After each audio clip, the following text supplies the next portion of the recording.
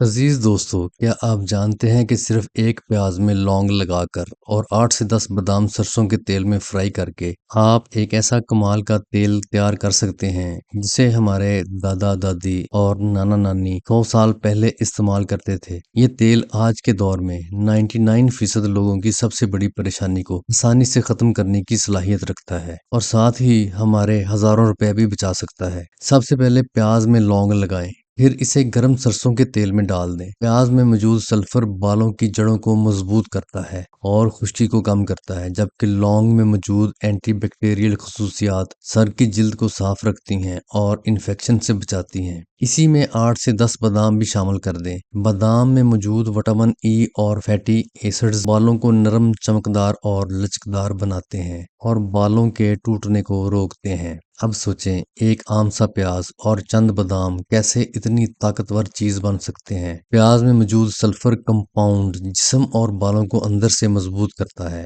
اور خشکی کم کرنے میں مدد دیتا ہے۔ لونگ کی خوشبو اور اینٹی بیکٹیریل خصوصیات صرف خوشبو ہی نہیں بلکہ سر کی جلد کو صاف اور انفیکشن سے محفوظ رکھتی ہے۔ بادام میں وٹامن ای اور فیٹی ایسڈز ہوتے ہیں جو بالوں کو نرم، چمکدار، لچکدار بناتے ہیں۔ تھوڑی دیر پکانے کے بعد 1 چمچ میتھی دانہ شامل کر لیں۔ میتھی دانہ بالوں کے جھڑنے کو بھی روکتا ہے اور نئے بال اگانے میں حیرت انگیز اثر رکھتا ہے۔ اس میں موجود پروٹین اور نیکوٹینک ایسڈ بالوں کو جڑ سے مضبوط کرتے ہیں۔ ساتھ ہی تھوڑی سی خشک روزمیری ڈالیں گے جو خون کی روانی کو تیز کر کے بالوں کی جڑوں تک غذائیت پہنچاتی ہے اور بالوں کی نشوونما کو تیز کرتی ہے۔ روزمیری کی خوشبو ذہنی سکون دیتی ہے اور اسی سکون کا اثر بالوں کی صحت پر بھی پڑتا ہے۔ اب ان سب چیزوں کو ہلکی آنچ پر تقریباً 5 منٹ تک اچھی طرح پکائیں گے۔ پکاتے وقت ایک بڑے چمچ کی مدد سے گرم تیل بار بار پیاز کے اوپر ڈالیں گے تاکہ پیاز اچھی طرح فرائی ہو کر اپنا اثر تیل میں چھوڑ دے۔ اگر چاہیں تو پیاز کو باریک کاٹ کر یا میش کر کے بھی شامل کیا جا سکتا ہے، اس سے اثر اور بھی زیادہ بڑھ جاتا ہے۔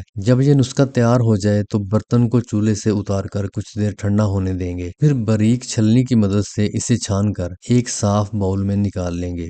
دوستو، جب بھی نہانے جائیں اس تیل کو 1 گھنٹہ پہلے بالوں میں لگا کر ہلکا سا مساج کر لیا کریں۔ اس کے مسلسل استعمال سے بالوں کا جھڑنا رک جائے گا۔ گنج پن کے شکار افراد کے سر پر نئے بال اگنا شروع ہوں گے، بال 10 گنا زیادہ مضبوط ہوں گے اور سفید بال آہستہ آہستہ دوبارہ کالے ہونے لگیں گے۔ میرے اپنے بال بھی جھڑ چکے تھے، پھر ایک حکیم صاحب نے مجھے یہ نسخہ بتایا تھا۔ صرف 1 مہینے کے استعمال کے بعد میرے بال دوبارہ اگ آئے تھے۔ یہ تجربہ مجھے یقین دلاتا ہے کہ قدرتی اجزاء میں حیرت انگیز طاقت چھپی ہے۔ دوستو، کمنٹ میں ضرور بتائیں کہ آپ کس شہر سے میری ویڈیو دیکھ رہے ہیں تاکہ میں آپ کا دل سے شکریہ ادا کر سکوں۔ ویڈیو کو لائک اور ری پوسٹ کرنا نہ بھولیے گا اور چینل کو فالو بھی کر لیں۔ ملتے ہیں اگلی ویڈیو میں۔ خدا حافظ۔